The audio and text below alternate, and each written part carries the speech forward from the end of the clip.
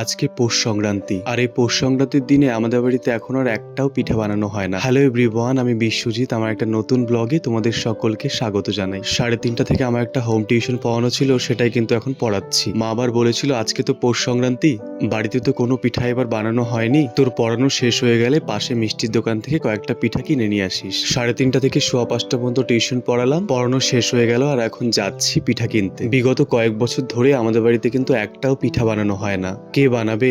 মার তো এখন শরীরটা সেরকম দেয় না। আর সত্যি কথা বলতে আমাদের বাড়িতে পিঠা খাওয়ার লোক এখন সেরকম একদমই নেই। বাবা মা তো দুজনেই সুগারের পেশেন্ট, আমারও আবার মিষ্টি জাতীয় খাবার খুব একটা পছন্দ না। তবে একটা সময় ছিল যখন কিন্তু আমাদের বাড়িতে হাঁড়িতে হাঁড়িতে পিঠা বানানো হতো। এখন তো আমরা বাড়িতে মেম্বার 3 জন, কিন্তু আগে আমরা মেম্বার ছিলাম 6 জন। এই পৌষ সংক্রান্তির দিন আমরা 4 ভাই বোন মিলে সারাদিন চাল গুঁড়ো করে রাখতাম। তারপর বাবা যখন রাতে কাজ থেকে ফিরতো, বাবা মা একসাথে মিলে সারা রাত ধরে পিঠা বানাতো, আর সকালে সেই পিঠাগুলো আমরা সবাই খেতাম। আর পিঠাও কিন্তু সে সময় হতো আমাদের বাড়িতে হাঁড়িতে হাঁড়িতে। আর এখন পৌষ সংক্রান্তির নিয়ম রক্ষার্থে মায়ের কথায় নিয়ে আসলাম 2-4টা পিঠা কিনে। আর সে সময় যে মা বাড়িতে পিঠা বানাতো, সেটা কিন্তু শুধুমাত্র আমাদের জন্য বানাতো না। সকালে মাকে দেখতাম ঘুম থেকে উঠে বাটিতে বাটিতে পিঠা বেড়ে বেড়ে পাড়া প্রতিবেশীকে সবাইকে দিত, আর তার বিনিময়ে আমাদের পাড়া প্রতিবেশীরাও তাদের বানানো পিঠা আমাদের বাড়িতে দিয়ে যেত। ছোটবেলা মা একটা কথা বলতো, বাটি দিলে বাটি পাওয়া যায়। যাই হোক, আমার ইচ্ছে ছিল ওই চালের গুঁড়োর সাদা পিঠাটা আনার, কিন্তু দোকানে গিয়ে দেখলাম পাটিসাপটা আর মালপোয়া ছাড়া কোনো পিঠাই নেই। আমার মা আবার পিঠা বানাতে খুব একটা এক্সপার্ট না, কিন্তু ছোটবেলায় বাবাকে দেখেছি কত রকমের পিঠা বানাতো বাড়িতে। চালের গুঁড়োর সাদা পিঠা,